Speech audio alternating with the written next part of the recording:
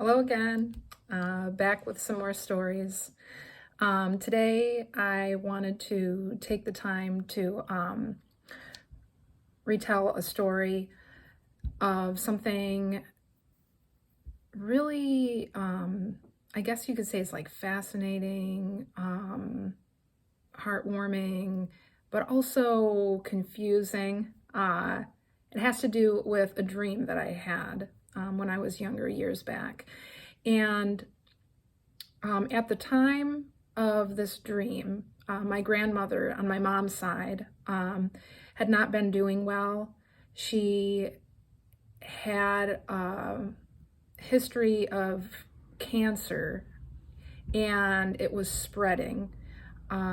Also, she needed to have an open heart surgery. And the first time that happened, they had to replace a valve. And I can't remember which one her body rejected because, in what order it happened, but she had a pig valve put in at one time, and then at a different time, it was a mechanical, whatever, I'm not sure what it's made of, valve. So one of them, her body rejected. I don't remember which, but when that happened, she was going to have to obviously go in to have another open heart surgery. And so we were all concerned. Her health had been on the decline, and the fact that her body had rejected the first valve was upsetting. And I was really close with my grandma. She had gone through so many traumatizing things as a child growing up that maybe at a later time I'll talk about. But yet, at least the way I knew her, I don't know how she was as a mother or a sister or a wife, but as a grandmother to me, she was so gentle and she was so innocent and very open, and you always felt like you could talk to her about anything, that she was not going to judge you unfairly. And so it was leading up to the time of her surgery, her scheduled surgery. And I went to bed one night, and in the dream I had, and I'm sure I had other dreams leading up to this, but what I remember is becoming aware that I was in a room, and when I looked in the room, it looked exactly like an old stone house that my grandmother and grandfather used to live in Wolverine, Michigan. And it was such a beautiful stone house, and I can still remember so many details about not just the house, the way it looked at the time in the inside, but also around outside the house. My grandmother was a gardener. She had so many flowers. She had a pendant area for her dogs and such. Well, I was looking at the inside of the stone house, and I was standing in what at that time was the dining room. And she had this big bay window looking out into part of the yard on the side of the house. But in the dream, all of the furniture and everything that I had been used to seeing in there, which they weren't even living there at this time of their life. They had already moved to a different location. They were still in Wolverine, Michigan, but they weren't staying at the stone house anymore. So I was standing in the dining room, and as I said, there was no furniture in there, no refrigerator, nothing. It was just empty. And as I looked out the window, I saw a man, and he looked crazed. That's the best way I can put it. He looked just out of his mind with rage and anger, and he was pounding on the window, like trying to get in. And I remember in the dream, I was disturbed by this, and I kind of came back a little bit away from that. And I don't know if I said out loud in the dream or was just thinking to myself in the dream, but oh my God, and I was really scared in the dream that this stranger, this guy, was going to break through the glass and come in after me and hurt me. There was definitely a sense that whoever this was, the strange man, intended to hurt me or hurt whoever he could get at inside of the house, which at the time was just me. But then I felt someone envelop me from behind, like they put their arms around me and were holding me. And even though I couldn't see who was behind me and I never made eye contact with who it was, I immediately sensed that it was my grandma. And there was just this sense of comfort that immediately like washed over me. And in this moment in the dream, when she put her arms around me, I felt so connected to my grandma in that moment. And it's funny because I can say to myself, or maybe other people could say, well, that's just a dream. Your grandma wasn't really there. But nevertheless, when that happened, I felt so unbelievably connected to her. And I felt connected to her in a way that was beyond in what it was like in my waking life. Like whatever kind of barriers emotionally or psychologically, or personality wise that might separate you from someone, felt like that wasn't there when I was dreaming. And there was just this sense of like a union that happened.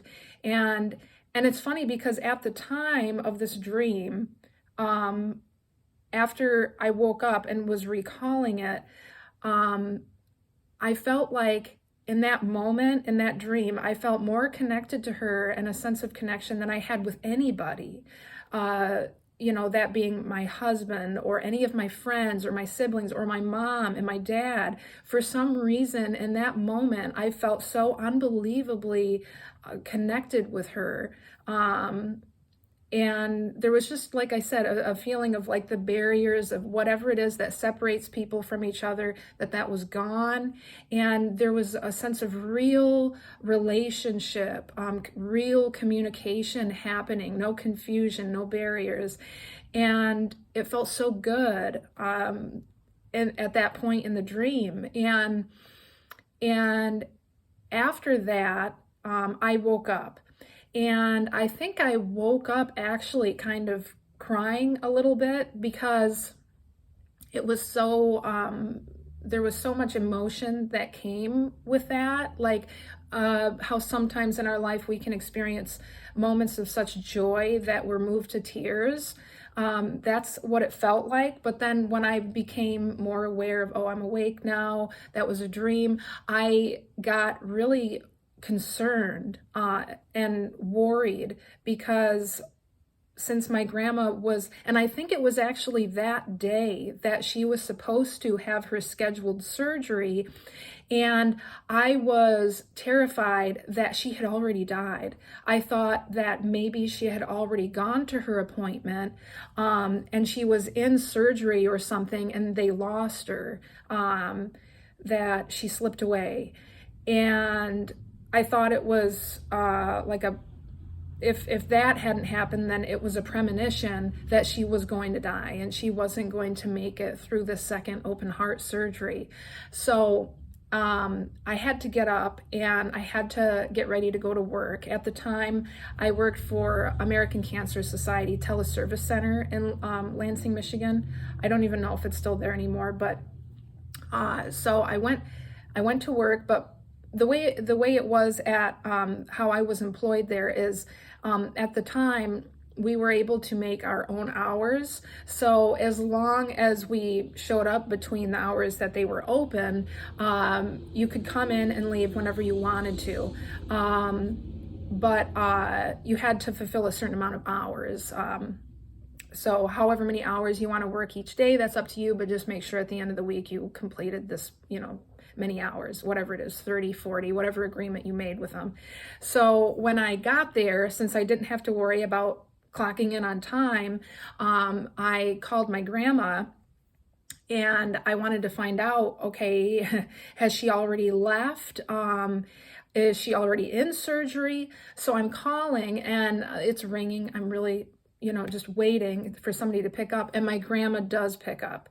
And I immediately told her, oh my God, thank God you're there. I thought that you had your appointment today. And she said, well, I did, but they had to reschedule it. So I was feeling emotional, and I told her I had this dream and I'm really worried about you, and I'm scared to tell you what it is. And she told me, she said, well, go ahead, tell me, tell me what it was. And so I retold her the dream. I explained it probably really similar to how I just explained it now. And she said to me, I think what your dream means is that no matter what happens, we'll always be together. And that might not be exactly verbatim, but that's how I remember her saying it. And anyway, so I think we might have talked for a little while after that, said our I love yous, our goodbyes, and hung up, and I went to work. Well, in the future, I can't remember how long it was until her rescheduled appointment, but she had made it through the surgery, and she really didn't look good, though. I mean, to put it bluntly, she looked like she was dying. And I think her body was so weakened at that point that it was going to be really hard for her to recover from this. And so I remember going in, and I had a card for her, and that was still running in my head that she was not going to make it because of that dream. I really felt like that dream was communicating to me, like that I don't know, that it gave me that moment of connection as a way to say, as like a gift, before she moves on and I can't physically hold her or, talk to her like I did. So I gave her a card, and I think even in the card I had written, I know you can get through this, telling her how much I love her and everything. And I found out later that my grandpa had told me that she asked him to read that to her when I wasn't there. And ultimately, she did pass away, and she didn't come through that. She didn't recover. So, and then there was some events after that were very strange. So, of course, everyone was upset that she had passed because, as I said, I didn't know what she was like in a different capacity as a mother or as a wife, a sister, but as a grandmother, she was just so caring with all of her grandchildren. And I mean, really, if you wanted to just stop by out of the blue and be able to talk to her, and if she was there, she would be there and she would talk to you. And just so sweet.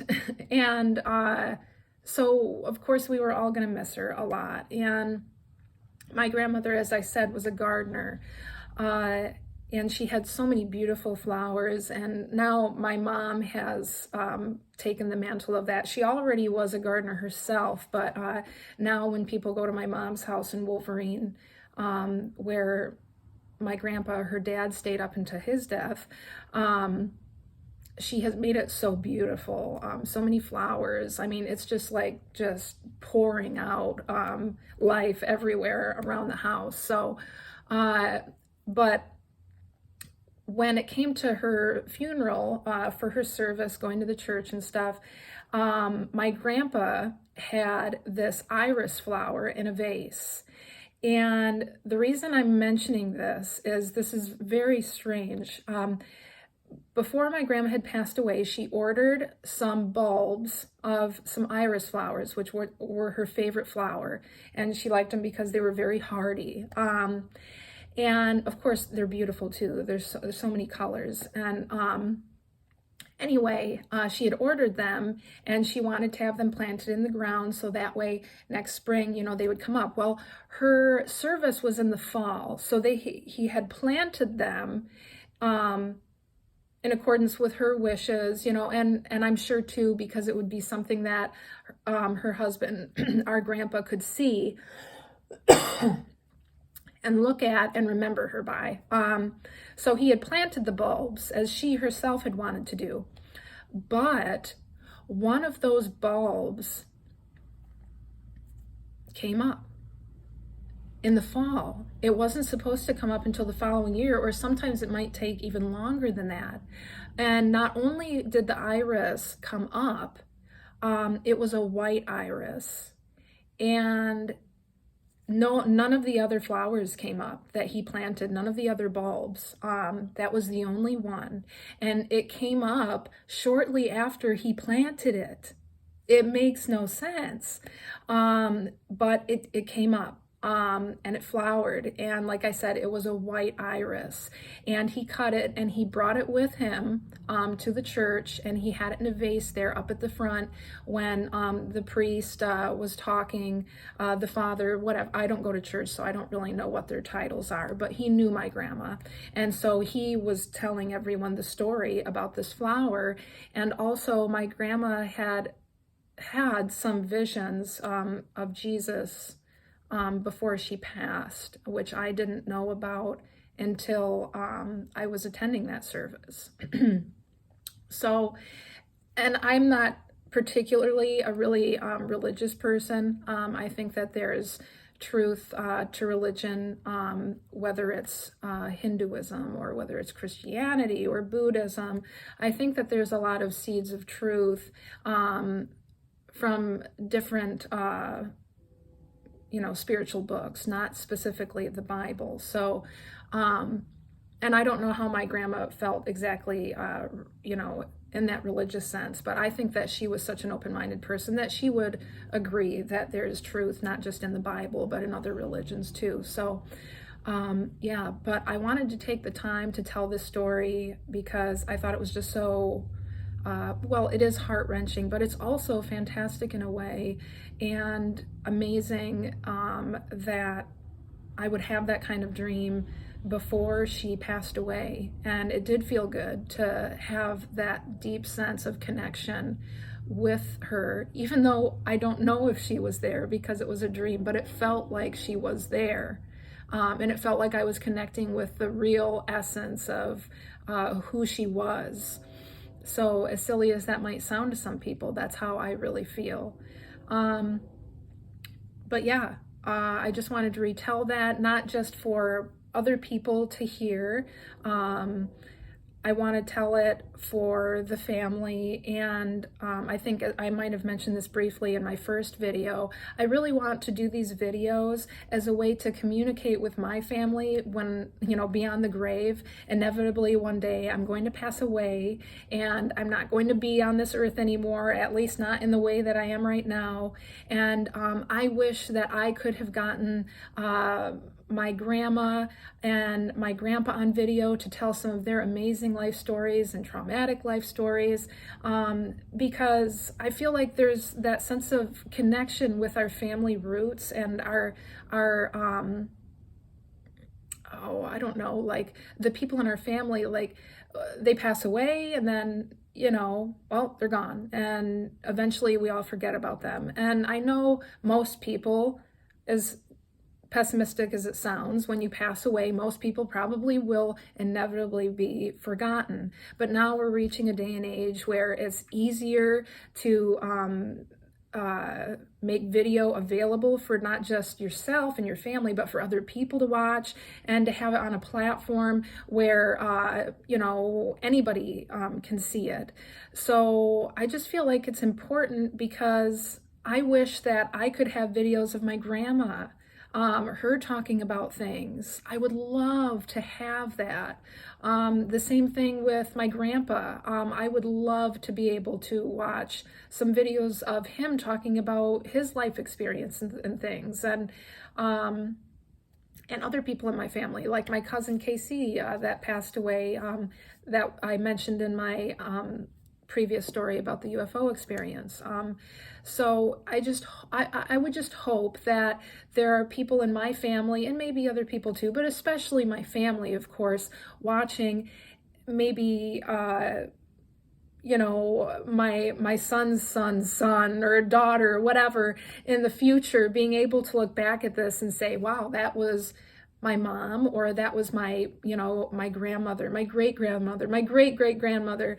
I mean, I think that would be great. Then you could kind of try to maintain that connection, which it's funny that I would be talking about this when I'm talking about the connection I felt with my grandma in that dream. So I guess that might be the theme of this video, is maintaining a connection amongst ourselves, not just with strangers out there, creating a connection, but staying connected with your family beyond the grave, so to speak. So anyway, I'd like to hear what you guys think out there, whoever you guys are. Leave a comment if you want, or like the video. And please, if you've had any dreams that foretold an event, a positive, a negative event, if you're comfortable sharing it, I would love to hear about it in the comments. If there's any comments that you have about what I spoke about, let me know. But thank you so much for taking time out of your day to watch this video. And I really do hope that you're having an amazing day, and I will talk to you again sometime soon. Okay, bye.